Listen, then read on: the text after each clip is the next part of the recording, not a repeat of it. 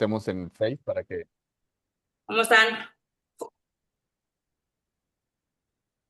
Estamos bien. Buenas noches, licenciado Alfredo Rueda. ¿Qué tal, maestra Cristina? ¿Cómo está? Muy bien, muchas gracias. Venía corriendo, pero ya estamos aquí. ¿Qué dice ahí? Vamos a iniciar. ¿Por qué no pican al doctor?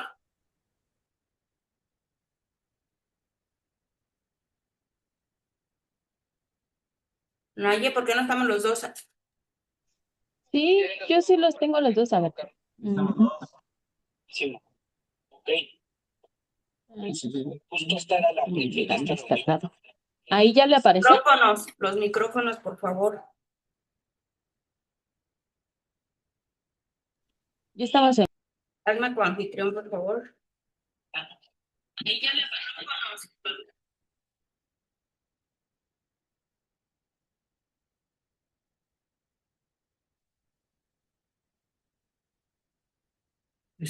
Ya estamos, bueno, pues buenas noches a todos, ya estamos en esta sesión súper interesante, no le puedo decir presentación, aún no, como se manejó por ahí, que iba a ser la presentación del libro, no es presentación del libro, estamos primero que nada en este marco del Día Internacional del Libro, en donde nosotros como INDECAC le hemos apostado a esta división editorial de INDECAC, donde tenemos 6 obras publicadas. Bueno, ya, la próxima a salir de Arturo Castañeda, que será la sexta, y que para nosotros ha sido importante tener esta parte de la división editorial y que con Arturo Castañeda, que fue con quien iniciamos precisamente esta aventura de la división editorial, y que hoy tenemos ya su segundo libro por salir, quisimos en este Día Internacional del Libro platicar un poquito con él. Yo estoy muy sorprendida, Arturo, y con mucho gusto porque ha habido mucho interés en el libro, de las publicaciones que hemos hecho. Estamos a punto de tener ya el libro en nuestras manos. El próximo lunes o martes ya lo tendremos. Y quise que Arturo se conectara con ustedes para que nos hablara un poquito de este libro, de este tema tan interesante, tan disruptivo, como es la ficción del riesgo no permitido como fundamento de imputación. No, la ficción del riesgo no permitido, sí, como fundamento de la imputación penal y sobre todo mencionar, como decía Arturo, que nosotros seguimos con este compromiso que hemos hecho desde siempre en INDECAP respecto de nosotros ahora que vimos esta obra de Arturo que se revisó, que la revisó el doctor Francisco Rubén Quiñones Huizar, que a lo mejor muchos de ustedes lo han escuchado porque es docente de INDECAP, pero que es nuestro director editorial y que es un investigador del Sistema Nacional de Investigación nivel 2, que conoce pues muchísimo de lo que es escribir y toda esta parte. Veíamos con mucho agrado esta obra de Arturo, la calidad, el trabajo que le puso Arturo Castañeda, y decíamos, ahorita hablaban de los costos, que todo el mundo está preguntando. Hay algo bien importante que yo quiero mencionar y que es algo que hablamos con Arturo y todo. En INDECAC siempre nos hemos distinguido precisamente por esta parte de evitar que alguien se quede sin capacitación, se quede sin algún tema que tenga que ver con su profesionalización por un tema de costos. Por eso, aun y cuando la calidad, ustedes lo van a ver, lo van a leer, de este libro es bien alta, bien interesante. Aparte el diseño que Arturo le pone, no nada más al contenido, sino a la forma, a mil situaciones, ustedes lo van a ver. Y nosotros hemos apostado siempre por esta capacitación constante, pero ahora se vuelve integral cuando nuestros docentes empiezan a escribir, empiezan a compartir con todos ustedes, pero es algo que se queda, pues creo que se vuelve integral. Entonces, sí quiero decirles que la calidad de libros, por mucho, así se los digo, y en todos los aspectos, mucho más alta que el costo que tiene el libro, porque hemos decidido, Arturo, si me lo permites, y Arturo ha contribuido con ello en este tema, a mantener un costo súper accesible en el libro que está por salir, sobre todo para que nadie se quede sin este libro. ¿Por qué lo menciono esto? Porque también hay muchas ocasiones en que nos mencionan si hay versiones digitales, si no hay. En este momento, el INDECAC le apuesta a las cuestiones escritas, a las cuestiones que ustedes lo puedan tener en sus manos, lo puedan leer. Yo sigo pensando que no se estudia de la misma forma y que el tener un libro en las manos y sentirlo y leerlo y hacerle hasta apuntes es realmente vivir el libro, ¿no? Entonces, mi querido Arturo, para mí es un gusto que ya estemos aquí para hablar un poquito, porque y verdaderamente hoy es para que hagas comentarios, no sé, ahorita tú lo vas a explicar a fondo respecto de en qué van estos comentarios de este libro, que estaremos teniendo presentaciones, yo espero la primera quincena de mayo, y para que puedan ustedes tener su libro firmado por el doctor, y además que cuenta con un prólogo también exquisito, porque este libro fue prologado por la doctora Verónica Román Quirós.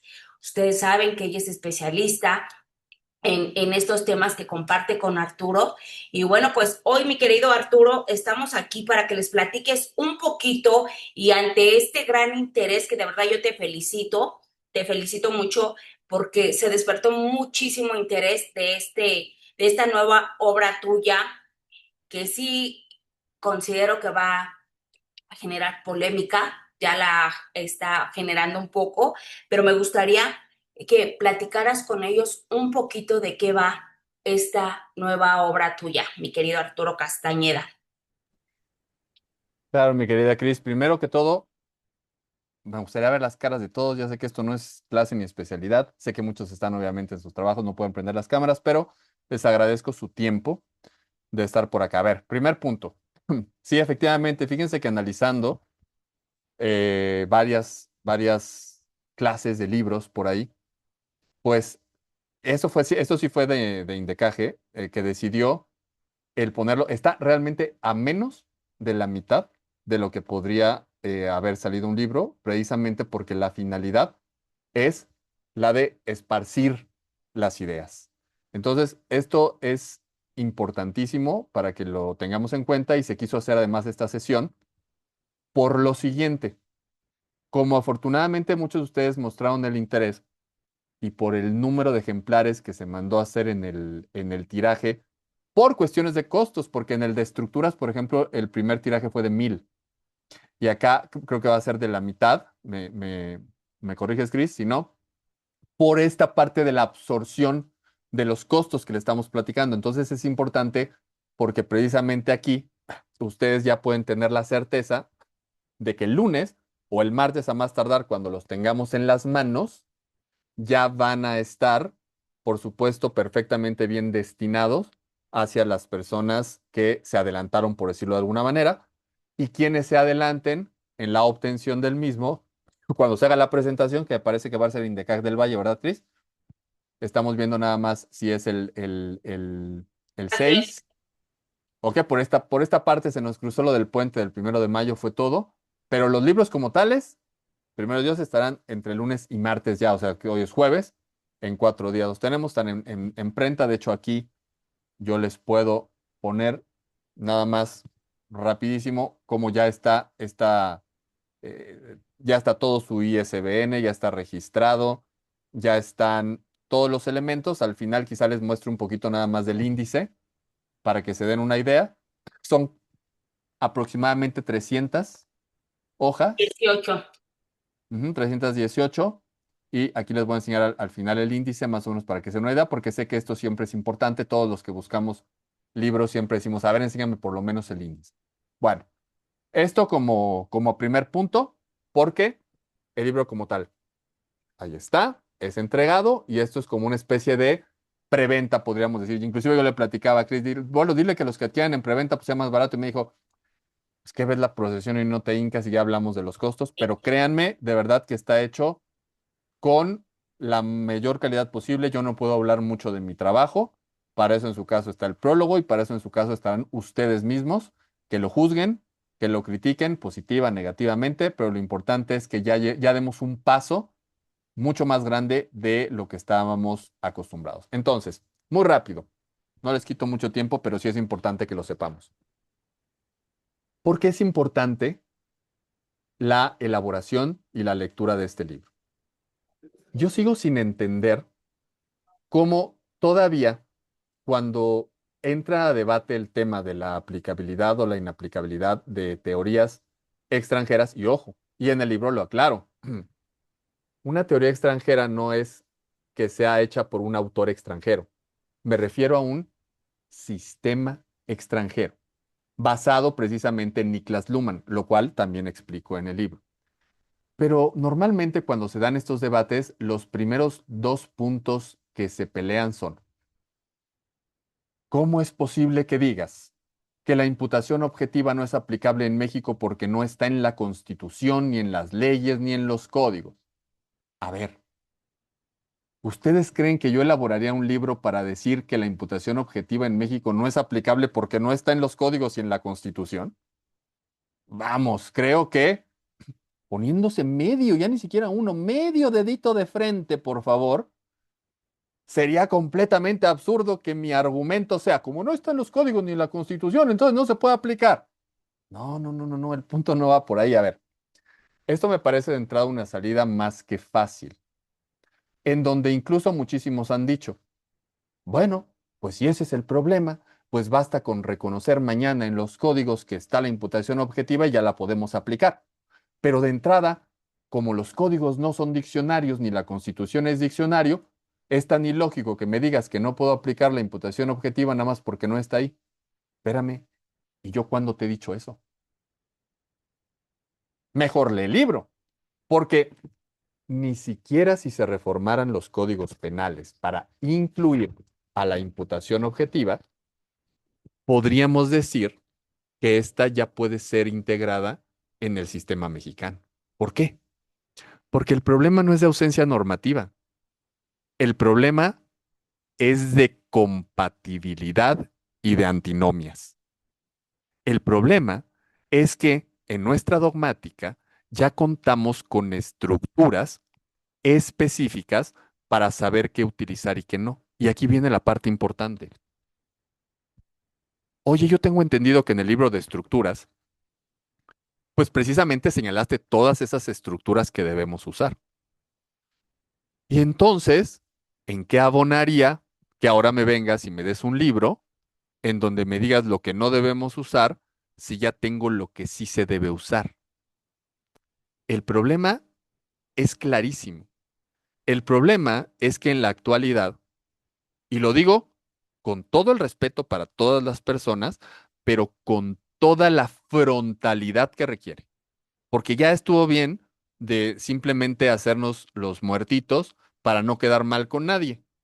Entonces, pues si de todos modos hay haters, pues hay haters y ni modo. Pero una cosa es el hater y otra cosa es el sistema del cual comemos. Y del cual no solamente comemos dentro del punto de vista material, sino creo que muchos, si no es que todos de nosotros, alimentamos el alma. Y suena ridículo quizá, pero es una pasión y un compromiso con la vida, con tu país, con el mundo si quieren, de si decidimos ser abogados, creo que tenemos que tener una estructura lo suficientemente bien homologada para aportar algo de alguna u otra forma. Entonces, fíjense cómo en la actualidad tenemos bastantes influencers jurídicos y dentro de esos influencers jurídicos habemos defensores, jueces, ministerios públicos, que nos ponemos una cámara enfrente y al final del día vamos a encontrar que tenemos dos tipos de influencers. Aquellos que realmente creen que están haciendo algo bien y no es su culpa, es una culpa del sistema, de la metodología que les tocó. Y por la otra, personas que inclusive sabiendo que jamás en sus resoluciones ni en su día a día van a poder utilizar ciertas estructuras, nos llenamos la boca. ¿Para qué? para que nos aplaudan, para que vean cuánto conocimiento tenemos de tantos libros, de tantas teorías, de tantos autores, y para después que en la práctica forense, algunos o muchos, nos demos cuenta que dijimos una cosa acá y allá dijimos o estamos diciendo una cosa completamente diferente. Entonces, fíjense que ya estamos pasando de un aspecto de risa, de followers, de moda, a un aspecto que tiene que ver con la seguridad jurídica. Si esto es verdad, en este libro vamos a tocar cosas importantísimas que inclusive vamos a poder llevar inclusive en audiencia. ¿Por qué? Porque si estos influencers jurídicos de los que estoy precisamente hablando, en algún momento pretenden utilizar en alguna estructura de audiencia inicial, de intermedia o de juicio, conceptos o vocablos con los cuales nosotros ya vamos a estar familiarizados, va a ser mucho más sencillo poder refutar o hasta reducir al absurdo todas estas ideas. Entonces, no solamente cuando ustedes lo empiecen a leer, se van a dar cuenta de la cantidad de mentiras que nos están diciendo. Les voy a adelantar unas poquitas porque pues si no ya no lo leen. Pero miren, primera mentira. El riesgo como criterio de imputación objetiva es necesarísimo para utilizar en las audiencias. Si no lo utilizamos, estamos ante un gran problema porque podemos estar responsabilizando a aquellos que se encuentran en el riesgo permitido de caer en circunstancias de impunidad o de un lado o del otro. Primer punto. ¿Sabían ustedes los problemas de traducción que existen en los diferentes tratados de derecho penal? Por ejemplo, lo que dice Roxin no está traducido literalmente porque además es muy complicado e imposible por la diversidad y diferencia que existe en los sistemas. Podemos nosotros creer que a lo mejor nos habla, porque es lo que hemos escuchado en algunos TikToks o en algunas conferencias, del famoso riesgo no permitido. Pero Roxy nos habla de un riesgo en su traducción jurídicamente desaprobado. Ahora la pregunta ¿es lo mismo uno que el otro?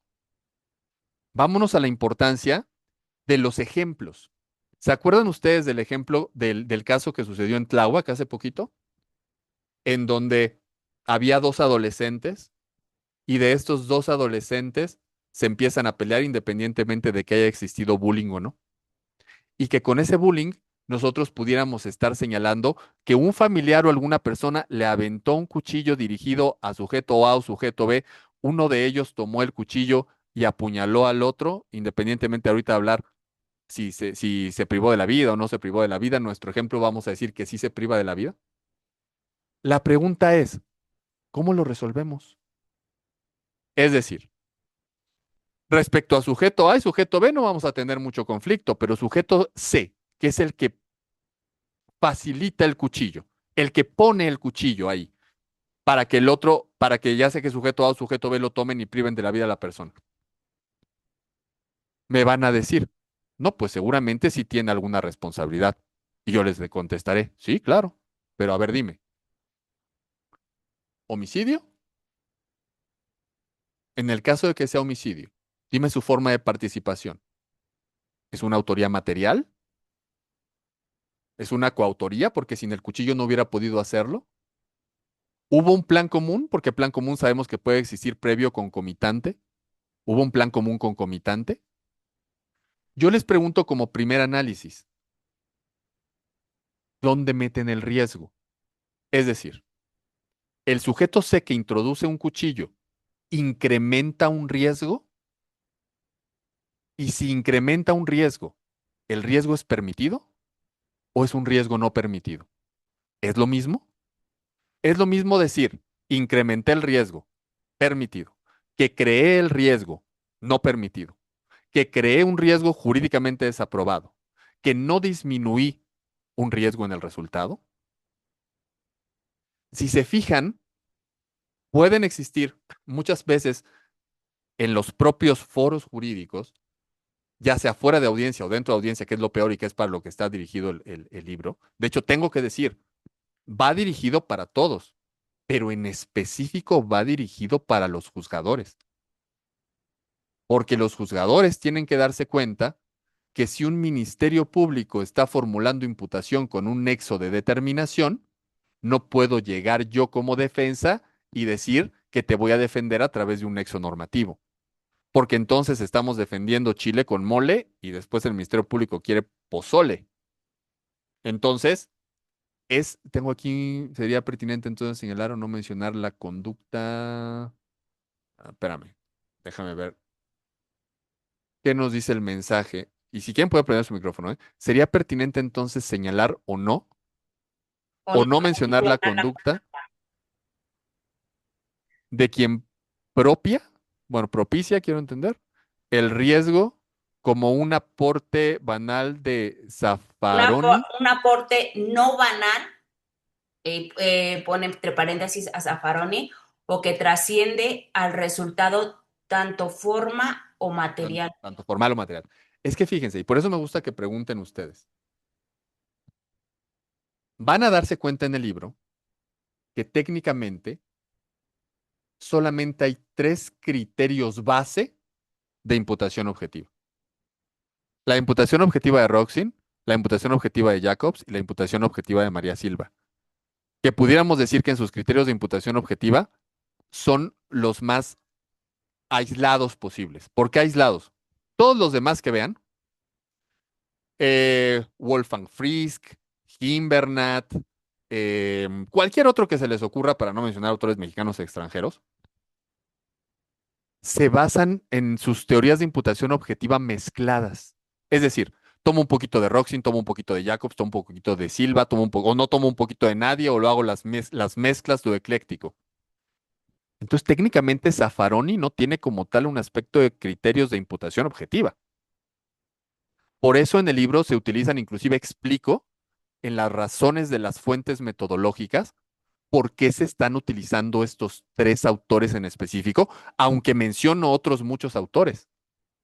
Entonces, fíjense que aunque en realidad podemos decir que existen otros libros europeos, latinoamericanos, que critican la imputación objetiva, el libro que van a ustedes a leer no es una crítica como la hacen en todos esos libros, que he tenido la oportunidad de leer muchísimos de ellos. Créanme que si algo diferente tiene este libro, no es una crítica a la imputación objetiva como tal, porque además sería absurdo. Yo explico que la teoría de la imputación objetiva yo no puedo decir que está bien o mal, porque por supuesto que debe estar bien en el sistema en donde se creó. El análisis que se hace es a través de ejemplos. Por ejemplo, bueno, así como ahorita les voy a terminar el ejemplo del cuchillo, les pongo una serie de ejemplos y les digo, ejemplo que se resuelve con dolo directo. ¿Cómo lo resuelve Roxin? ¿Cómo lo resuelve Jacobs? ¿Cómo lo resuelve Gimbernat? ¿Cómo lo resuelven con las teorías eclécticas? ¿Y cómo se resuelve en México? Y van a darse cuenta entonces de 2 aspectos importantísimos. Utilizando diferentes autores, van a haber veces que las soluciones son completamente diferentes. Y peor aún, va a haber veces que las soluciones sean parecidas, pero cuando revisamos la fórmula, vienen unas confusiones increíbles que causan mucho más inseguridad jurídica que un resultado distinto. Entonces, quien puso el mensaje, si lo quiere aclarar en micrófono, porque Zaffaroni como tal, desde su punto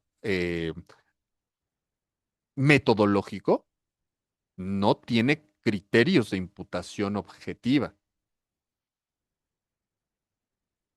Entonces, quisiera ahí nada más la parte de la aclaración. ¿Ok? Pero bueno, nada más para terminar el ejemplo y dar oportunidad a que ustedes también me digan algo. Aunque al final cierre con algo que les interese y les pueda enseñar el índice. Dolo directo, dolo eventual. Si nosotros, por ejemplo, analizáramos, se los voy a abrir aquí, el tratado parte general de derecho penal de Klaus Roxin, Y aparte viene un apartado muy interesante en donde les digo cómo se pronuncian los nombres de los autores, cómo se pronuncian las figuras. Pero déjenme ver, creo que es este. Mm, no, este es el tomo 2. Más o menos utilizamos el tomo uno y tomo 2 de los autores. A ver si se los encuentro rápido. Si no, pues nada más se los platico. Acá está. Acá está. Derecho penal, parte general. Entonces, si yo me fuera o me tuviera que ir al análisis y de repente tuviera que escuchar varias teorías, varias ideas, una de las principales grandes confusiones es, la imputación objetiva está creada para los tipos penales culposos, dolosos, de comisión por omisión, de omisión propia, dolo directo. ¿Hay realmente una utilidad? Es decir, cuando ustedes lean este libro, yo les propongo lo siguiente. La primera pregunta es, utilícenlo para aspectos en donde escuchen cualquiera de los vocablos o conceptos en audiencia, porque viene toda la información de cómo redarguir esos elementos. Dos, pongan cualquier tipo de ejemplo de laboratorio o real en donde me digan, ya encontré información de cómo utilizando la teoría de la imputación objetiva voy a resolver de manera más justa o más clara.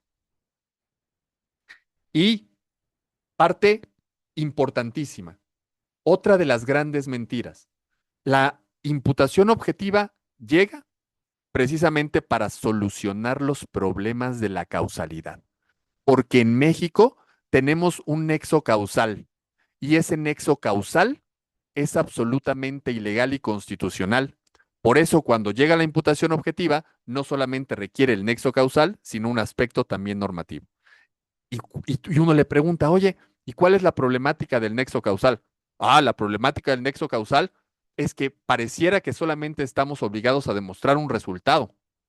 Y no con eso solamente debemos castigar, porque ese resultado pudo haberse llegado de muchas formas sin incrementar un riesgo, toda vez que bastaría suprimir una de las condiciones para que nosotros, una de las causas para que nosotros podamos decir que es condición o causa del resultado.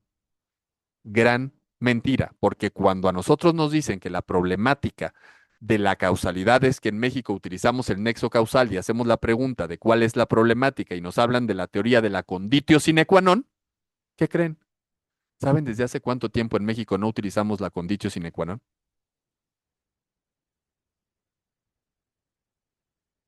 Tenemos otra pregunta acá. Cris, ¿la puedes leer, por favor? José Carter dice, doctor, pero la teoría penal en México es en sí misma una teoría ecléctica. ¿La imputación objetiva no solucionaría un poco esa mezcolanza de ideas? Ok, agradezco la pregunta de mi estimado maestro Carter. A ver, no me quiero meter como a cosas que fueran como una sesión y mucho menos, pero a ver. En el libro de estructuras, yo expliqué que en México no somos causalistas, finalistas ni funcionalistas. En realidad, tenemos una estructura mixta, pero una estructura mixta que no es una ensalada. Es decir, tenemos causalismo. ¿Por qué tenemos causalismo? Porque una parte del causalismo nos llevaba a señalar que era muy importante la autodeterminación de una persona previo al análisis de la intención. ¿En México están vigentes las causas de ausencia de conducta? Es decir, ¿están vigentes la vis mayor, vis absoluta, sueño y sonambulismo? Si la respuesta es sí, entonces, para el análisis y exclusión de la conducta, sigue supervigente esa parte del causalismo. Pero en tipos penales dolosos directos de acción o dolosos eventuales, tenemos finalismo, porque allá nos interesa un aspecto de conocer, de querer, de prever, de aceptar. En cambio, en tipos de comisión por omisión tenemos funcionalismo, porque acá nos interesan los nexos de evitabilidad, etcétera. Entonces, la imputación objetiva, ¿qué creen que es? Lo van a ver y lo explico perfectamente en el libro. ¿Qué creen que es? Es un nexo. ¿Y qué es el nexo? Un elemento objetivo del tipo penal. Y hasta pongo un ejemplo clarísimo en donde les digo. Imagínense que hay una tienda que tiene una máquina de refrescos y que cada manguera va a un sabor. y otra tienda en donde todos los sabores van a la misma manguera. ¿Cuál elegirían ustedes en el supuesto de que pudieran ir para que no se contaminaran los sabores? Pues la de diferentes mangueras. Si yo tengo una tienda con una máquina con diferentes mangueras que no me contamina el sabor, pues entonces, ¿para qué necesitaría yo cambiarla por una máquina con la misma manguera para todos los sabores? Si pasamos esta analogía al sistema mexicano, ese nexo de causalidad, de determinación y de evitabilidad son nuestras mangueras que evita que se contaminen las estructuras. Y para la imputación objetiva, tenemos una sola manguera, porque la imputación objetiva se pretende utilizar tanto para tipos penales dolosos, como culposos, como de comisión por omisión. Entonces, es parte importantísima del libro que se den cuenta de lo siguiente. Uno, nadie esté diciendo que no aplica porque no está en los códigos ni en la Constitución. Dos, es falso que aplique porque viene a resolver los problemas del nexo de causalidad de la conditio sine qua non, porque en México hace años que no tenemos ese nexo de causalidad. Tres, ¿para qué querrías una manguera que vaya a todos los refrescos cuando tu estructura es más clara y te da manguera por refresco? Cuatro, no hay un solo problema que no se pueda resolver con las reglas que tenemos en nuestros códigos y en nuestras tesis. Si quieren, prendan el micrófono en vez de ponérmelo ahí por el chat y platicamos esta parte antes de enseñarles el índice.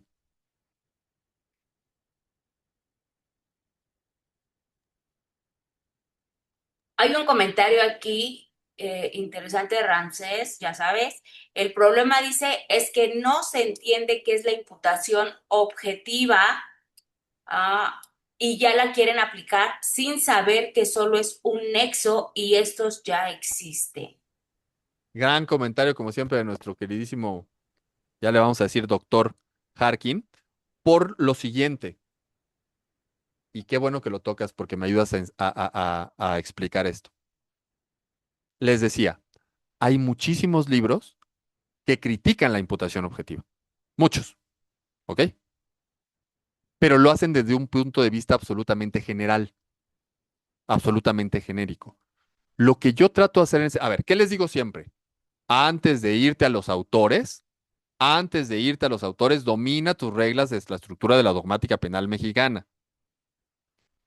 Viendo que hay muchos que quieren volar antes de caminar, como dice mi queridísimo Ramsés, y que ni siquiera han comprendido completamente qué es la imputación objetiva, pero como suena bonito, está sofisticada, está interesante, entonces está de moda y la quiero utilizar, me di a la tarea de crear este libro, porque eso sí les puedo asegurar, al menos en México hay muchos libros que les hablan de autores y que les ponen, esto dice Roxin, esto dice Jacobs, esto dice Belzel, y yo creo lo siguiente, y hacen como una mixtura de los autores.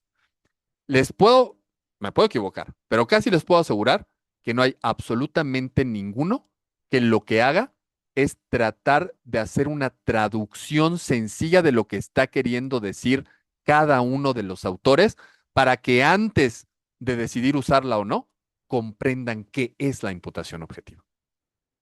Entonces, en estos capítulos, ¿quién me está acá? En estos capítulos, cuando nosotros nos vamos al índice,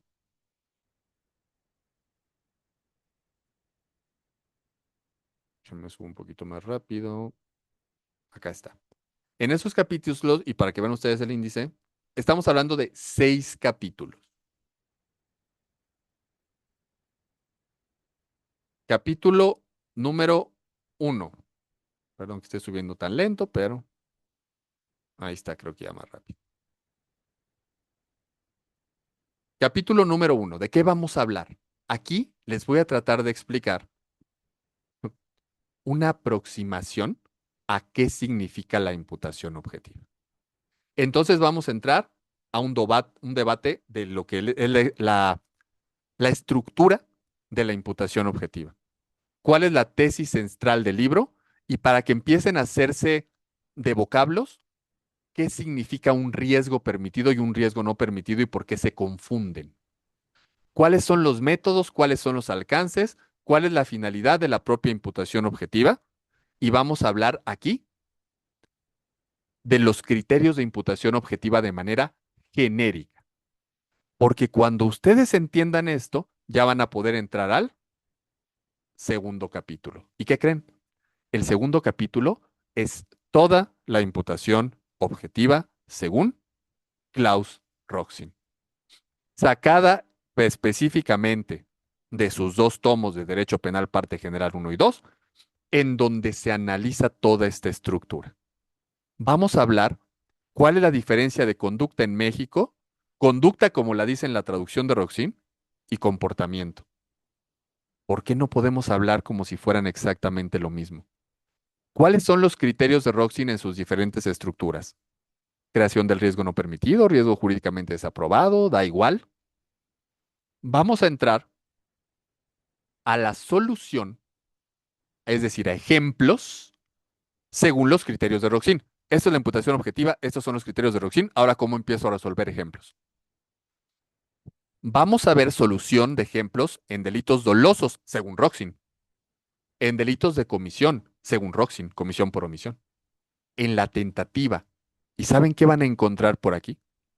Van a encontrar que el propio Roxin, porque acuérdense del libro, la ficción del riesgo no permitido. Van a darse cuenta que el propio Roxin no resuelve con criterios de imputación objetiva ni la tentativa ni el dolo directo. Y que cuando alguien les dice que el dolo directo y la tentativa se resuelve con criterios de imputación objetiva, la pregunta es, ¿la tentativa me exige resultado o no? Si la respuesta para los grandes de ustedes más estudiosos es no, pues ¿cómo es tentativa? La pregunta es, ¿qué no uno de los criterios de imputación objetiva es la concretización del riesgo en el resultado? A ver, explícame la no concretización del riesgo del resultado en una estructura de tentativa en México. Si esto es verdad, vamos a hablar de las tentativas y dolos eventuales en criterios de Roxin que no tienen que ver con imputación objetiva y cómo la resuelve, y en el sistema mexicano. Vamos a hablar, una vez que ya hayamos realizado todos los ejemplos, que son bastantes, vamos a realizar una comparación entre la solución de Roxin y México. Vamos a entrar a resolución de tipos penales culposos y después nos vamos al tercer capítulo. Gunther Jacobs. Vamos a ver cómo los criterios de Gunther Jacobs son diferentes a los de Roxin. Vamos a empezar a hablar del rol, de la prohibición de regreso, del principio de confianza y vamos a poner casos emblemáticos. Vamos a analizar cómo se resolvió el famoso asunto de la truza roja en Perú. ¿Se parece o no se parece a la autopuesta en peligro? Vamos a hacer lo mismo que hicimos con Roxin. ¿Cómo resolvería Jacobs delitos dolosos de acción?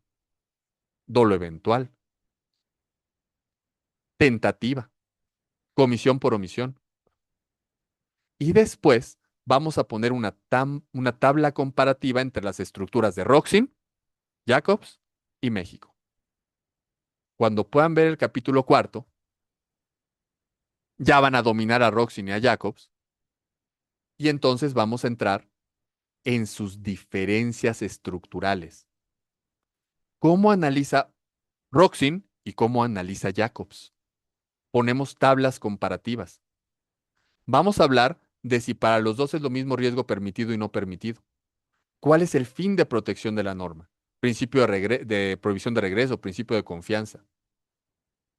Y vamos a hacer un análisis de casos emblemáticos que son otra mentira cuando nos dicen, oiga, ¿y esta imputación objetiva se ha utilizado en México? Claro que sí. Como ejemplo tenemos, por supuesto, al News Divine y al ABC.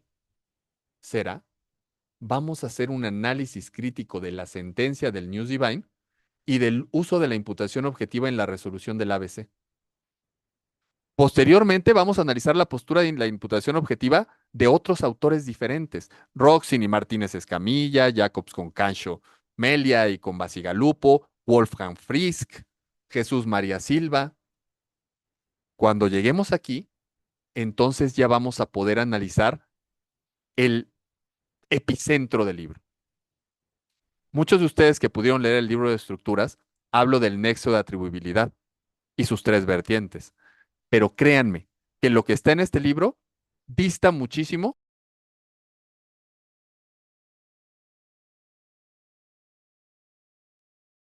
Tu micrófono, doctor.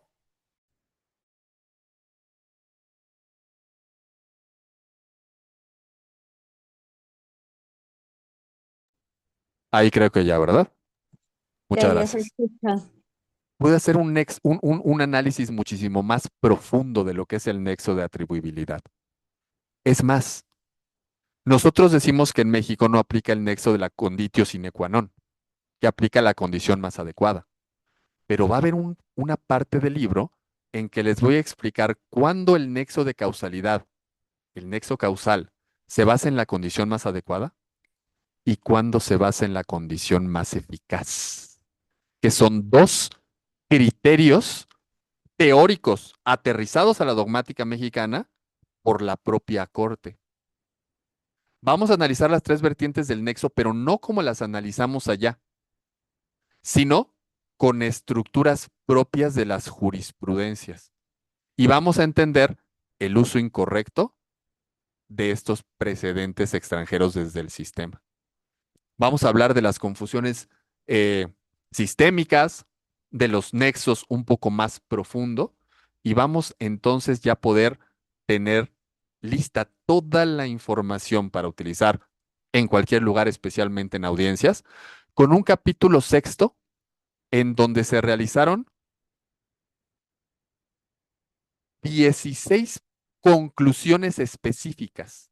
Es decir, es como un resumen de todo el libro en 2 o 3 párrafos por conclusión.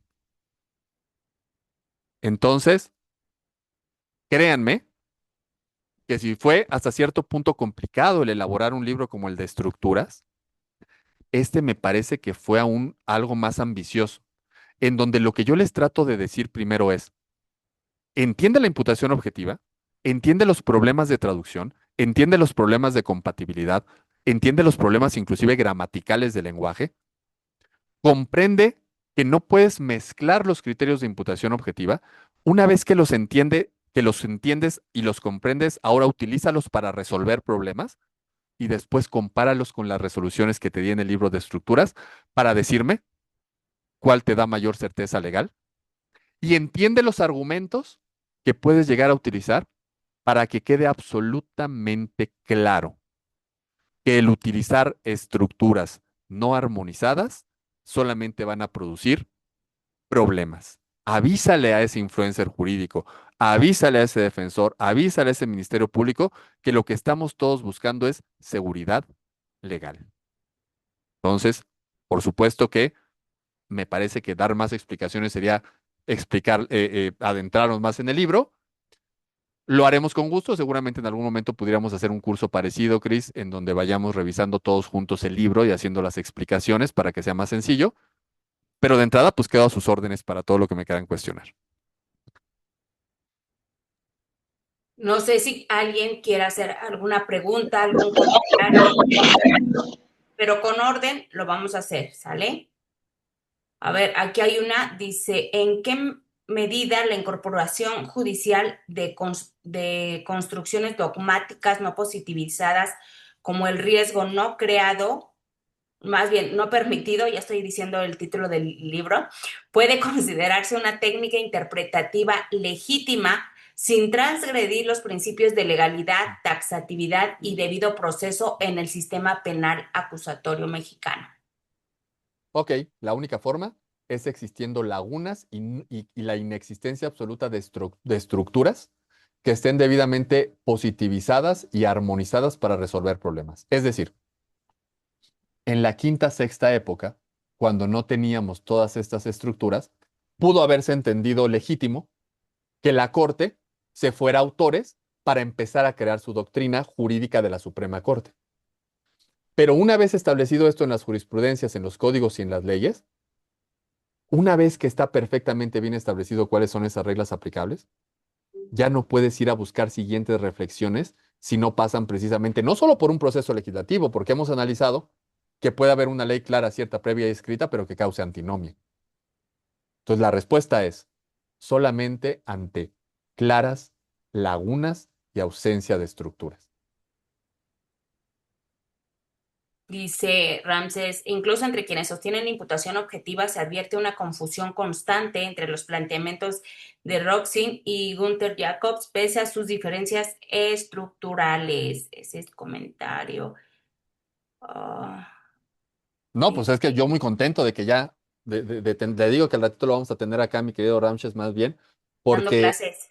porque pues efectivamente, el libro está hecho desde un principio para que empiecen a entender qué es imputación objetiva, pero desde la base, no desde alguien que viene y les explica con mezclas, desde la base. Ahí están las citas.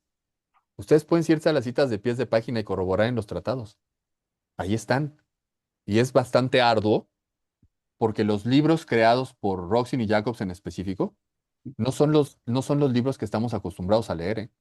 O sea, no crean que traen, y aparte los problemas de traducción, no crean que traen una lógica, este, o sea, no es porque ellos no sean buenos escribiendo, pero son muy complicados, vamos, y es bastante complicado. Los ejemplos no son ejemplos así de, ejemplo uno, no, te sacan un ejemplo y te empiezan a mezclar con 500 otras cosas. Entonces, el tratar de sacar la parte importante fue muy complicado, muy complicado.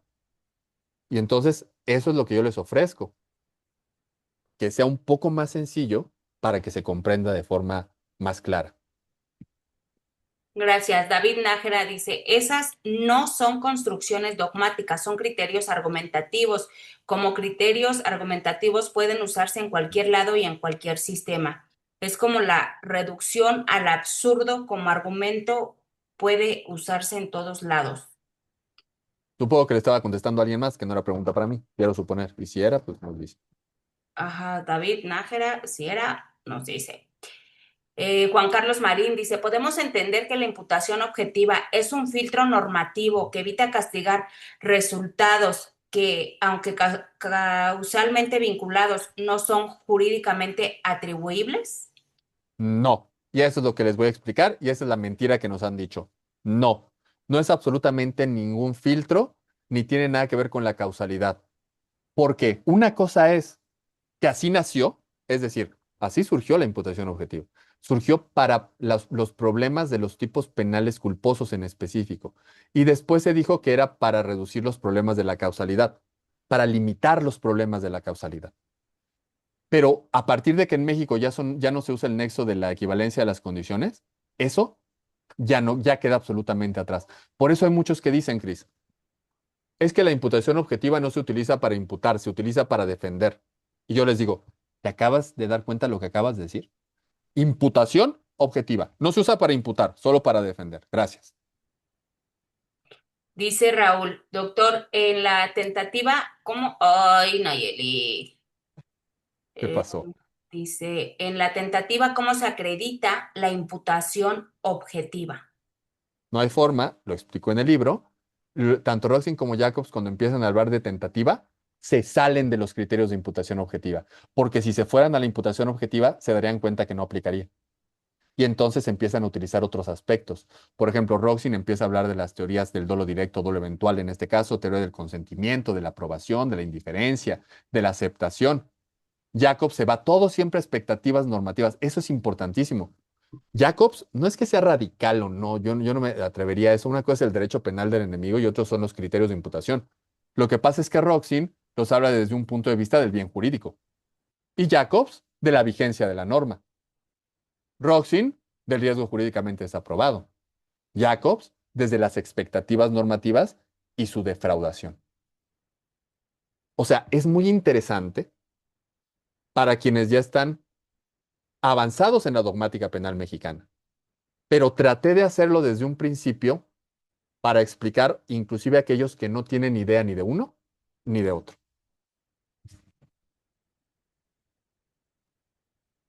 Gracias. Dice, Everardo tiene la mano. sí, vamos con Everardo y después otra que están por ahí, ¿sale? Adelante, Everardo, por favor. Buenas noches, yo nada más era para decir si puede terminar el ejemplo que nos ponía del que le arroja el cuchillo con la teoría de la imputación objetiva. Claro que sí. Mm. No, y hay unos ejemplos que van a ver que sí, o sea, sí son unos genios, obviamente. Sería yo muy tonto de decir que no. Pero sí hay unas cosas que de verdad es clarísimo cómo no aplica aquí. Es clarísimo. Hay un ejemplo que pongo ahí de un papá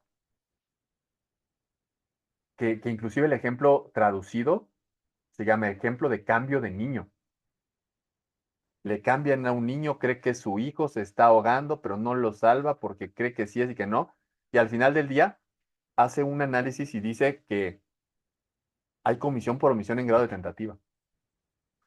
O sea, eso es lo que los que pues más o menos hemos ido acá a alguna audiencia o lo que sea, sabemos que sería absolutamente imposible. Pero bueno, déjenme-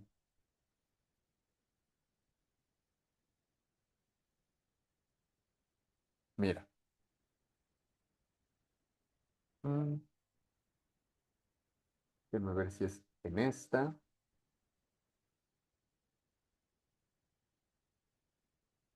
Hasta acá. Y luego se tarda el PDF.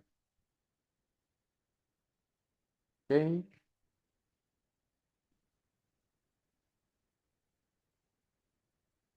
Donde pone el ejemplo.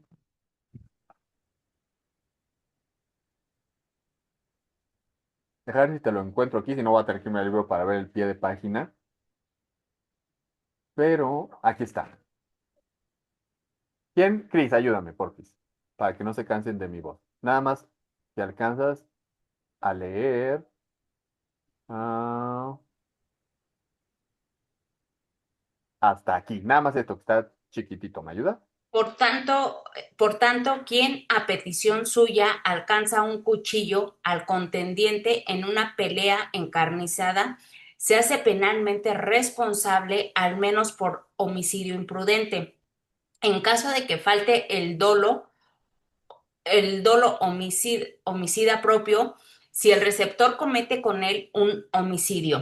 No Hasta ahí. obstante, ha de Hasta, resultar improcedente la imputación. hasta ahí, Cris. Muchas gracias, Cris.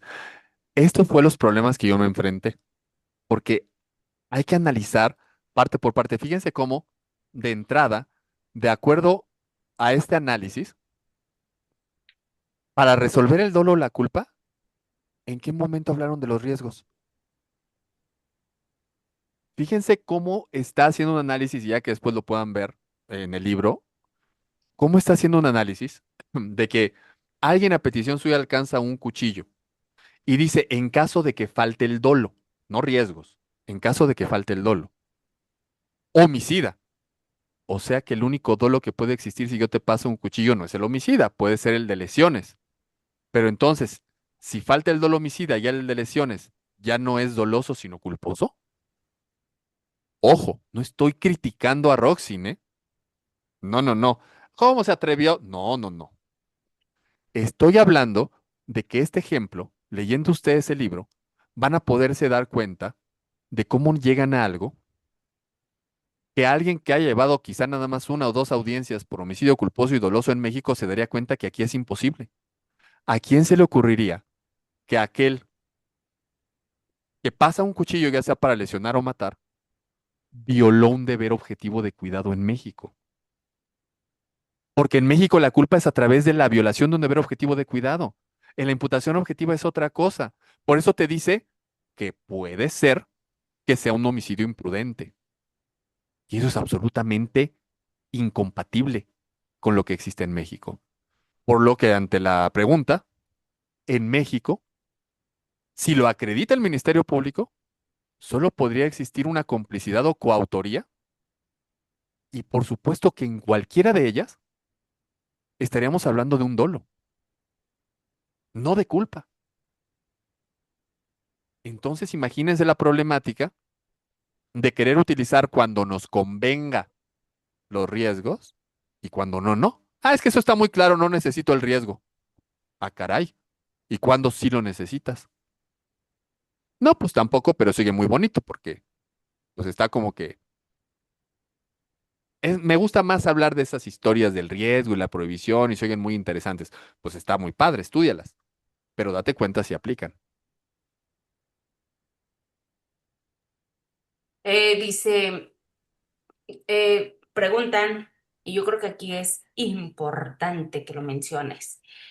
¿Cuáles son las principales diferencias del sistema penal alemán del mexicano que hacen aplicable la imputación objetiva allá, pero aquí no? Ok, número uno. A- a- Al contrario de lo que puede parecer en México, yo siempre he dicho, Cris, México tenemos leyes de mucha mejor seguridad jurídica que en Europa. Tiene que ver con un problema también sociocultural, porque allá todo lo manejan a través de la jurisprudencia, pero son tan cuadrados, tan bien hechos, que no necesitan una estructura que les esté diciendo hasta aquí o hasta aquí. En México sí lo necesitamos y creo que nos damos cuenta de eso. Imagínense si así estamos con criterios de cada sala, ¿no? Entonces, en México sí lo necesitamos. En Alemania, en el Código Penal alemán, no está definido qué es dolo. No te da los elementos de dolo directo ni de dolo eventual. Tampoco necesariamente te tiene por qué especificar qué es un riesgo o qué no es un riesgo. Allá se basan en lo que dicen precisamente sus autores, a través de las jurisprudencias.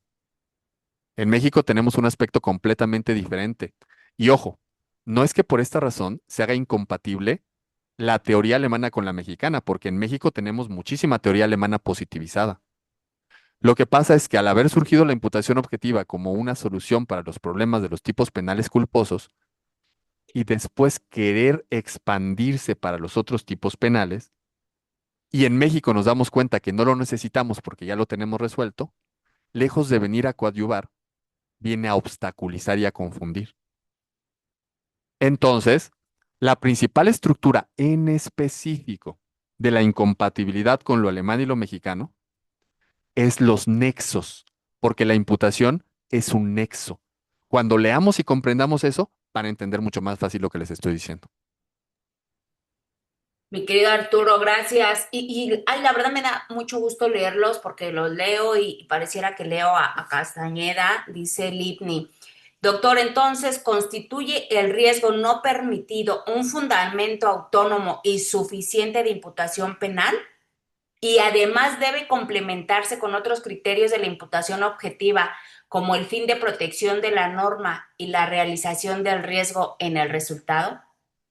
A ver, uno, si alguien que quiera utilizar un criterio de imputación objetiva, o más bien la imputación objetiva de un autor en específico, debe complementarse con todos sus criterios. Nada más acuérdense que de un lado, por ejemplo, de Roxin son 3, de Jacob son 6. Entonces, eso como primera pregunta. Si alguien quisiera utilizarlo, no debe mezclar y debe complementarlo, como bien dijiste. Pero ni complementado y mucho menos mezclado sirve para en México poder imputar delitos dolosos de acción, delitos dolosos directos, delitos dolosos eventuales, ni comisión por omisión. Parece que sí sirve para los delitos culposos. Por eso siempre les digo, profesor que me está explicando la imputación objetiva, ¿me puede explicar un tipo penal de delito doloso necesariamente? Sí, claro que sí, mi querido educando. Mira, imagínate que voy en un coche y de repente olvidé voltear para... No, espéreme, me está ya dando un culposo.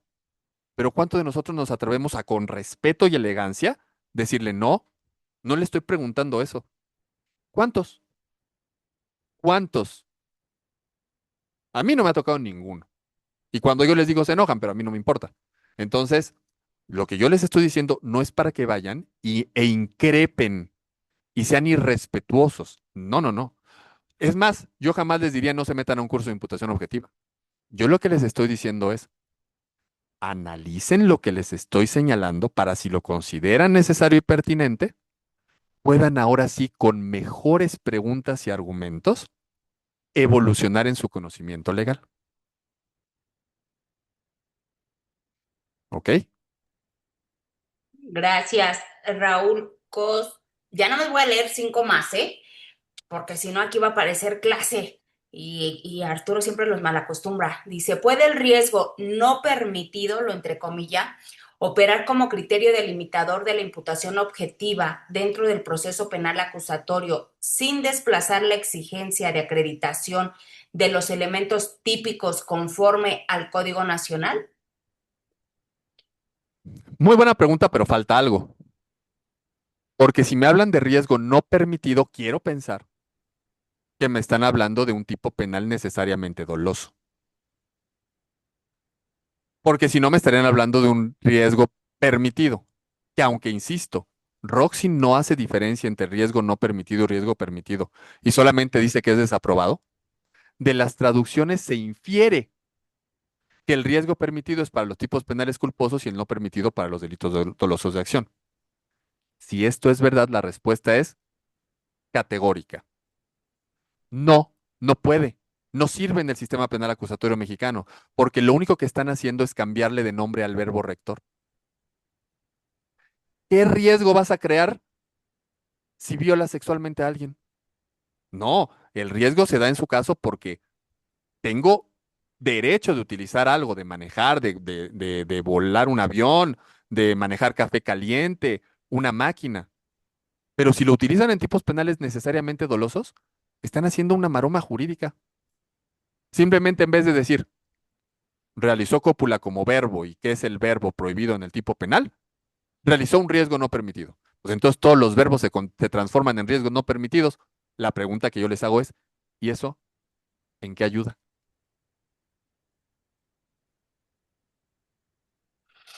Si la respuesta es en nada, ¿por qué insistimos? ¿Por qué insistimos en subir TikToks, en subir videos? Ojo, el problema no es que me hablen de imputación objetiva, ¿eh? Hay un magistrado de Baja California que lo acabo de invitar al derecho de réplica, pero nunca me contestó, porque le puse muy buena explicación. Nada más le faltó decir cuándo aplica y cuándo no. Es decir, mi problema no es que estudiemos, que hablemos, que analicemos la imputación objetiva, que hablemos de autores, es muy bonito. Mi problema es que después de eso no se les diga, esto aplica y esto no aplica. O que peor, les hablen como si aplicara y después estamos en una resolución y como si nunca hubiera utilizado. Es más, personas que escriben libros de derecho penal, que en sus clases defienden la imputación objetiva y que cuando tú ves el libro, ¿y aquí es donde me habló de imputación objetiva? Pero bueno. Cerramos con esta de Manuel Ibarra. ¿Qué opinión le merece la tesis sobre la atipicidad por falta de nexo de riesgo? 21 de abril del 2021. Tesis que se analiza, pues, es que pues, te lo podría decir, pero mejor te digo dónde se analiza.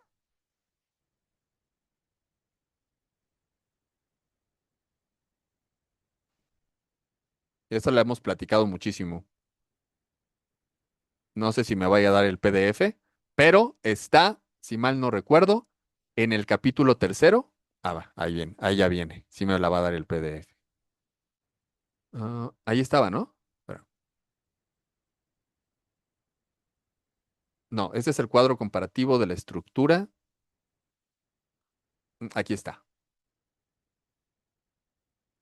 Atipicidad del delito de lesiones culposas si no se acredita el elemento objetivo consistente en el nexo de riesgo, mejor conocido como imputación normativa del resultado.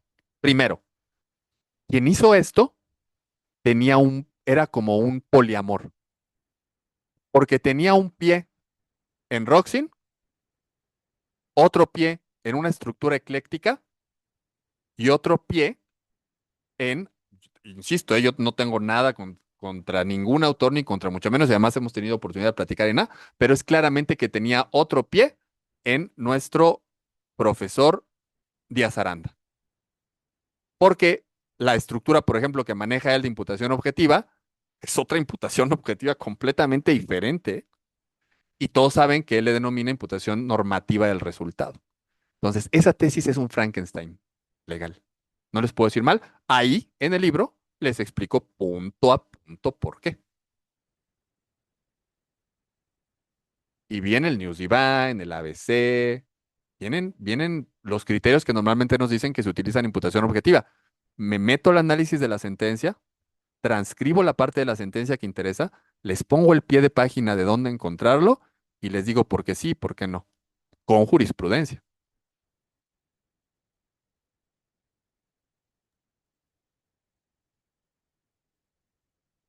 ¿Qué tal? Y sí, dicen que esto, y sería bueno, bueno, importante más bien, dice, este tema está excelente para un seminario.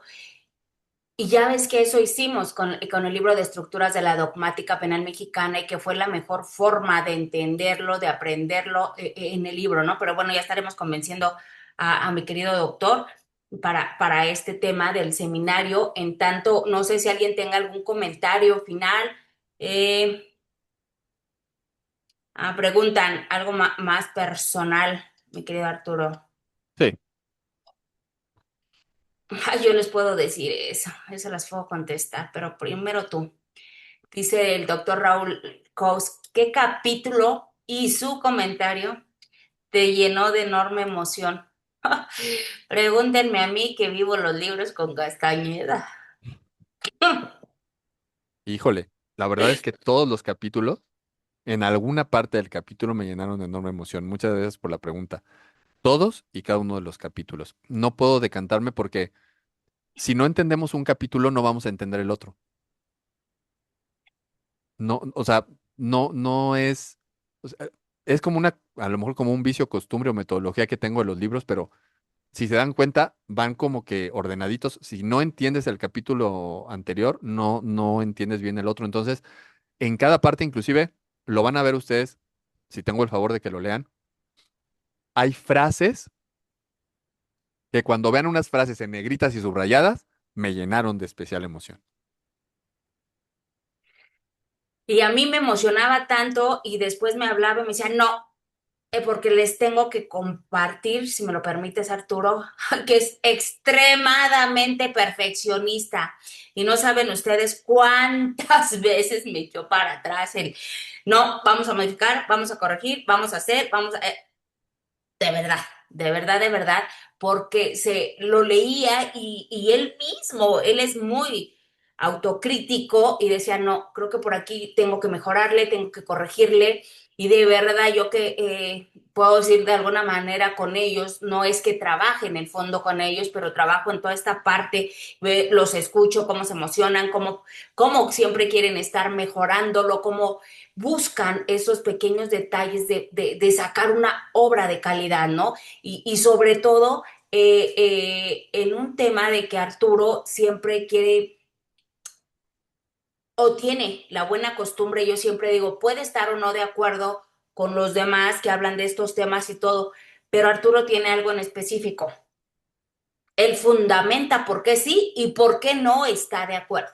Que eso creo que eso es súper valioso, no se puede solamente tirar la piedra y esconder la mano y no, él dice por qué sí, por qué no y siempre está atento a escuchar, a debatirlo, a platicarlo y bueno, creo que eso es súper importante y rescatable siempre con Arturo. Yo les voy a decir que híjole, es tan perfeccionista que cómo me trajiste con detalles del libro, con correcciones, con todo esto. Entonces, de verdad, yo les garantizo que es una obra excelente. Jarquín, Y antes de darle la voz a Harkin, ahí sí tengo que decir que en esos perfeccionismos, fíjense, todavía ya cuando estaba todo terminado, seguramente conocen allí a mi coconductora de Derecho de Réplica, que ya va a regresar pronto a ese programa. Pero es que luego nadie quiere ir, Cris, ese es el problema. Bueno, que cuando yo le digo, yo sé que ella es una fiel defensora de la imputación objetiva. Entonces, fíjense que le pedí de favor y accedió y le estoy muy agradecido. Le dije, vamos a leer el libro junto, punto por punto, y entonces me vas a decir, como fiel defensora de la imputación objetiva, cuáles son los temas en los que no estás de acuerdo para que me des oportunidad, una de dos, de echarme para atrás o de aclararlo de mejor forma. Y entonces, con todo eso, imagínate salir una de cosas que les van a ser muy útiles a todos ustedes, porque creo que queda mucho más claro cuando alguien dice, esta es mi postura, no, pero yo no te creo por esto, por esto, por esto, y entonces tienes que tomar argumentos para fortalecerla todavía más. O sea, creo que hablando de argumentos, van a tener bastantes que les van a servir de utilidad, que les van a ser de utilidad muchísimo en la práctica y hasta en las conversaciones donde se teje fino. Pero así, mi estimado Ramsés. Está hablando de nuestra querida maestra Denise Avilés, que yo espero que pronto esté de vuelta, nos ha abandonado mucho y espero que estén de vuelta pronto con el programa de derecho de réplica. Jarkin, Hola, ¿qué tal? ¿Cómo están? súper bien. De maravilla. Principalmente agradecerles el tiempo del doctor y de usted, maestra Cristina, justamente que nos han dedicado para esta presentación. Creo que todos estamos ansiosos porque este libro... Ojo, espérame, Jarkin, no es una presentación. Para la Bueno, presentación vamos a contar con mi querida doctora Verónica Román Quirós, que fue mira, quien prologó el libro y entonces imagínense ustedes cómo va a estar esa presentación. esto inclusive no parece nada presentación, parece clase, como siempre la da aquí. Exacto. Pero bueno, enhorabuena más para nosotros todavía, que vamos a tener todavía el disfrute de otro episodio más con estos dos grandes. Y principalmente, como le comentaba, ¿no? Justamente para poder identificarlo, poder saber qué es en realidad y no como justamente se mantiene nada más a nivel TikTok sin hacer un estudio profundo del mismo, sino que también para poderlo debatir así en audiencia porque a mí me ha tocado justamente establecerlo con ministerios públicos que traen esta imputación objetiva, pero ni siquiera saben qué es, cómo se utiliza y como bien mencionaba, ¿no? Se saltan todas las estructuras cuando simplemente es un nexo. Y este nexo extranjero no aplicable aquí, puesto que justamente en el libro de estructuras adicional que ya viene muy pormenorizado en cuestión de los nexos de atribuibilidad y su descripción de los tres y para qué se utilizan, no lo saben utilizar, ¿vale?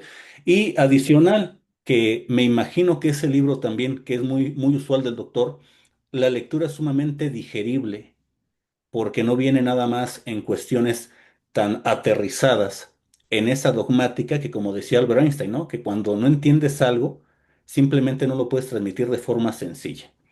Eso es por lo principal. Y enhorabuena, doctor. Nuevamente, ya se lo había comentado, y esta felicitación, y ahora por este medio, igualmente un fuerte abrazo, y también, doctora Cristina, enhorabuena. Creo que, justo Hombre, como mencionaba, la editorial de Indecac es de muy alta calidad, ¿no? Entonces, nos tienen acostumbrados a... Y no saben cómo lo traigo para esa segunda edición de ese libro. Amenazado está. ya va a salir. Pero fíjense que la parte importante de esta cuasi presentación es que el día de la presentación, o sea, que a partir del martes, lunes, martes, ustedes ya tengan en sus manos el libro. Y entonces cuando lleguemos a la presentación, ya sea una presentación en donde varios de ustedes quizá ahora sí ya lo tienen ahí físicamente, e inclusive pueden decirme, a ver, aquí qué, a ver, aquí qué. Entonces, por eso era tan importante esta pre-presentación, ¿no? Obviamente no podemos decir que es la absolutamente formalista porque falta mi querida Vero, pero ya van a poder tener el libro. O sea, a partir del lunes, martes en sus manos, lo que así lo deseen. Sí, Eh, como siempre, ¿no? Que justamente el intelecto que lo caracteriza, doctor, es que independientemente usted, se nota aquí que usted hizo el libro, en todas las estructuras, porque no nada más lo mandamos a hacer en inteligencia artificial y quién sabe qué dijo, ¿no? Sino que justamente se nota porque la pregunta que se le realiza conforme al tema, sin necesidad de leerlo, siempre las puntualiza de forma muy breve y concisa. Pues nuevamente, doctor, un fuerte abrazo. Nos vemos pronto. Hombre, igual que miedo ahora con la inteligencia artificial, ¿verdad? Ya cualquiera puede hacer un libro, pero bueno. Ah, qué caray. terror. En Oye, hora y día dicen. Arturo, a ver, Mande. contesta para que te comprometas tú solito. A ver, Héctor Gutiérrez dice, libro de estructuras de la dogmática penal mexicana, ¿como para cuándo volverá a estar disponible? pues si tienes el archivo a finales de junio, ya sea lo que tarde la imprenta, ¿no? Ya lo escucharon, ¿eh? Se está comprometiendo y si no, él paga el tiraje y lo regala. Ya el tiempo que no haya fútbol ni fiesta, Ay, sí, Dios santo, ¿ustedes creen que por el mundial nos va a hacer esperar? Pero bueno, qué barbaridad. Mi querido maestro David Retes, creo que está por ahí. Sí, maestra, una disculpa que no prenda la cámara, pero vengo manejando, pero vengo escuchando No se toda la preocupe. clase, porque realmente fue clase. pues saludándolos a usted y obviamente a mi querido Arturo. Pues maestra, una vez más, una raya al tigre, como siempre le he dicho, de un extraordinario ponente. Yo creo que todos los que lo conocemos, pues bastan palabras decir de quién es mi querido Arturo, ¿no? La verdad es una eminencia. Y hay algo muy importante que me llamó mucho la atención de esto, que yo creo que muy pocos juristas podemos tener ese punto fino que yo le nombro, en cuanto una cosa es la formalidad jurídica y otra cosa es materializarlo. Son dos cosas que muchas veces el jurista no entiende y se cree que con la forma jurídica se cumple con todo. Pero aquí lo que estoy observando de mi Arturo es de que esa parte fina la explica muy bien y que muchas veces, reitero, este tema no es tan visto dentro de la administración y procuración de justicia. Y esto lo veo como un as bajo la manga para realmente los que litigamos y los que realmente nos confrontamos con el Estado, porque realmente esto es muy poco sonado. Realmente, si no fuera por Roxini y Jacobs, realmente en México, como muchas cosas, es letra muerta. Pero en México yo diría que, y me atrevo a decir, que sería, mi querido Arturo, el único que está tocando este tema, y me sumo a lo que dice mi querido amigo Ramsés, en el que realmente lo explica de una forma así como con peras y manzanas, muy digerible, muy entendible, y realmente esto que realmente no utiliza la mayoría del jurista en general, ya sea como administración de justicia o ya sea nosotros como, vamos, litigantes. Entonces va a ser un paraguas para mí, realmente a partir de leer este libro, el poder ver, eh, ya sea dependiendo de qué parte estemos, no importa si ya estamos de parte de la víctima o de parte de, del imputado. Digo, yo que he vivido cosas de asuntos mediáticos que me tocó mucho, y ustedes yo creo que lo vieron en el asunto del ex Ashton, que realmente hemos visto cosas que realmente, vamos, no maneja el Ministerio Público, pero realmente, vamos, no sabe estructurar, no sabe manifestar, no sabe ni argumentar ni motivar todas estas circunstancias de la imputación, ¿no? Y dónde aplica, dónde no aplica, y reitero, yo creo que este libro va a ser un parteaguas, y pues nada más ni nada menos de por quién, ¿no? Realmente, una persona que realmente es muy doctor en este sentido, y pues y va a cerrar con un broche de oro con nuestra Verónica Román, ¿no? Entonces, pues, muchísimas felicidades, mi querido Arturo, la verdad, enhorabuena, que sea el primero de muchos parteaguas, como siempre lo haces. Enhorabuena y muchísimas felicidades. Y gracias, maestra, nuevamente, como siempre, lo mejor en Indecac. La verdad, muchas Muchas gracias por felicidades. tus palabras, mi querido David. Muchísimas gracias. Pues bueno, esto fue solamente una pequeña probadita de lo que estarán ustedes leyendo en este gran libro de mi querido Arturo Castañeda, que tendremos ya para la próxima semana y que espero yo estarles anunciando. Ya nada más necesitamos mañana confirmación de la doctora Vero respecto a la fecha. Están acomodando ellos agenda precisamente porque para nosotros es importante que esté la doctora Verónica Román Quirós, que también es un referente en la materia y sobre todo quien prologa este libro, que conoce a Arturo, que sabe los ideales de Arturo en cuanto a estos temas, ¿no? No, y Entonces, que es jacobiana, Cris, o sea, eso fue importantísimo. O exacto, sea, ella es era lo que te iba jacobiana, a ya decir. fue alumna de Jacobs. No, es que yo leí el prólogo, entonces ustedes ya lo van a leer. Y ella dice, Castañeda defiende y se planta y lo dice, o sea, ya la van a leer a la doctora. Entonces, nosotros estamos esperando nada más mañana tener la confirmación de la fecha para la presentación del libro, que yo espero que no pase del 8 o 9 de mayo, yo espero así tenerlo, para que puedan acompañarlos. A mí me daría mucho gusto que acudieran de forma presencial, aprovechar a ellos dos juntos, imagínense hablar de estos temas y que probablemente no en todos estén de acuerdo, Arturo, ¿no? Pero Sí, eso va a ¿no? ser lo rico no cualquiera puede discutir con una doctora Verónica Román Quirós, ¿no? O sea, yo creo que eso es sumamente importante. Entonces, yo espero que mañana por la tarde, Arturo, estemos confirmando para con ellos la fecha y probablemente por la fecha de la doctora y si nosotros tenemos clase en la del Valle en esos días, pues les anticipo de una vez, vamos a tener ya un lugar para nuestras actividades académicas ya en la colonia Roma. Ahí cabemos un poquito más de gente y probablemente hagamos el evento de la presentación del libro en la colonia Roma, pero ya les estaremos dando toda la información. El chiste es que hagamos la presentación, Arturo, lo antes posible y Sí. si la del Valle está ocupada, pues contamos con las instalaciones de la colonia Roma. Pero la pregunta sería, Cris, si yo pido el libro hoy, ¿cuándo lo tengo en mis manos? El libro, nosotros, bueno, sí, es importante aquí, qué bueno que lo dices. Nosotros recibimos todo este tema el lunes por la tarde. Nosotros estaríamos, para quien ahorita pusimos ya ahí la liga para la preventa, sí se pidió un tiraje reducido precisamente para poderlo sacar lo antes posible, porque luego pasa esto, y ya ustedes los vieron, luego nos quedamos sin libros, ustedes ya lo vieron, ¿sale? Entonces es importante que adquieran su libro en esta preventa.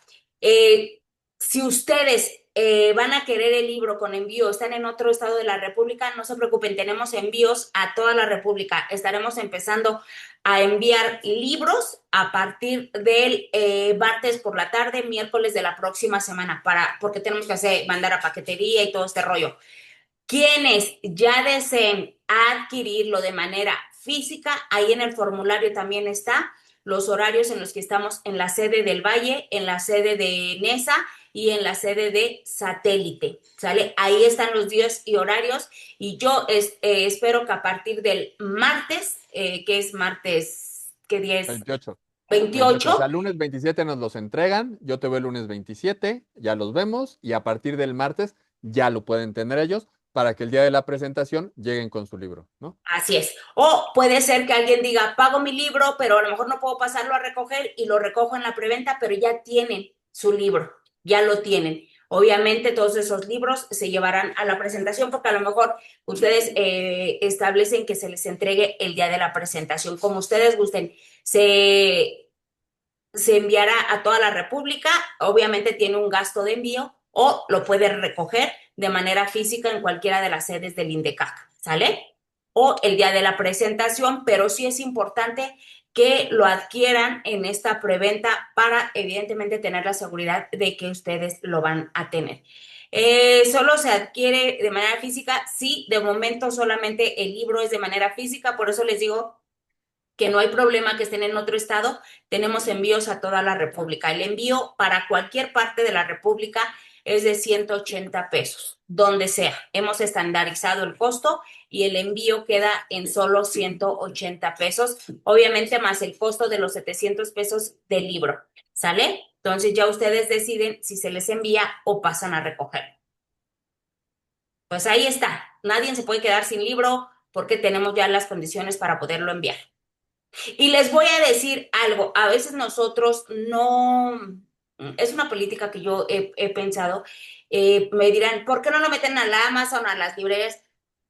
Porque prefiero venderlos a los alumnos del INDECAC sin tener que aumentar el costo por las comisiones que nos quitan las librerías, por las comisiones que nos quitan las plataformas digitales, porque tendríamos que aumentar los costos de los libros.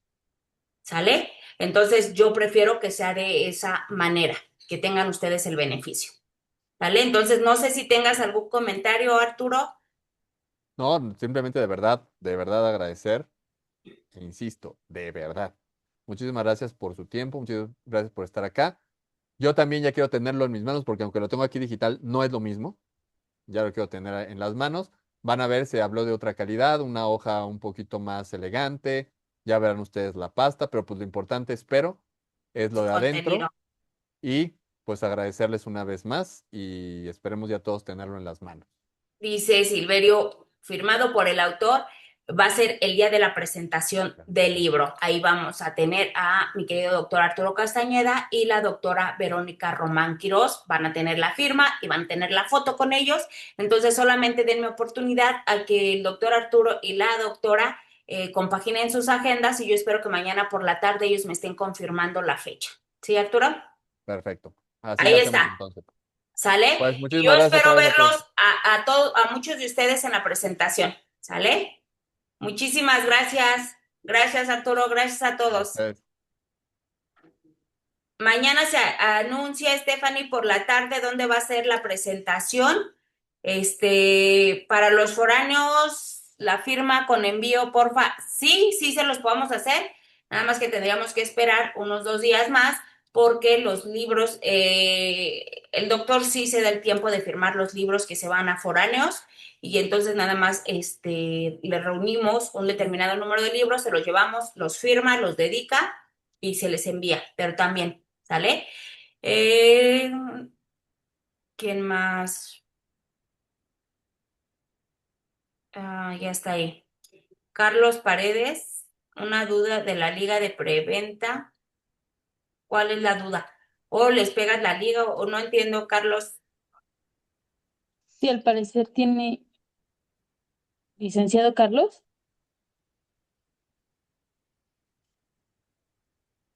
Lo vamos a mandar ahorita al grupo para que lo tengan también, porque dice que si solo va a estar en este chat de Zoom. No, ahorita lo compartimos en los grupos. Así es, Adelante. ahí va a estar y de verdad adquiéranlo. Es importante que lo hagan en preventa. A Harkin le consta cómo se terminaron los libros de estructuras de la Muchas gracias robótica. desde Puebla. Dígame, maestro. Muchas gracias desde Puebla. Excelente exposición. Gracias, qué bueno que nos acompañaron. No, la preventa no es solo hoy, es estos días hasta donde se acabe el tiraje que nosotros estamos pidiendo. Porque aunque no lo crean, sí se termina. ¿Sale? Entonces es importante que ustedes adquieran su libro y ahí pónganlo que lo van a recoger en la presentación o que quieren que se les haga el envío o bien que pasan a cualquiera de las sedes y ahí mismo marca en qué sede y en qué horario ustedes pueden pasar a recoger. ¿Sí?